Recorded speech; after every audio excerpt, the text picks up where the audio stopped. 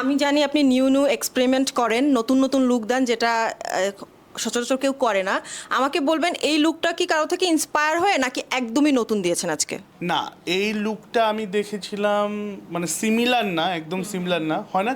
আমরা কিন্তু যারাই কাজ করি কিছু না কিছু দেখে ইন্সপায়ার হয়ে কাজ করি। এটা তুমি বলতে পারবে না যে না আমি আমার নিজের ভাবনা থেকে যদি করতে যাও তাহলে এলিয়েন হয়ে যাবে, তখন আর মানুষ থাকবে না, রাইট?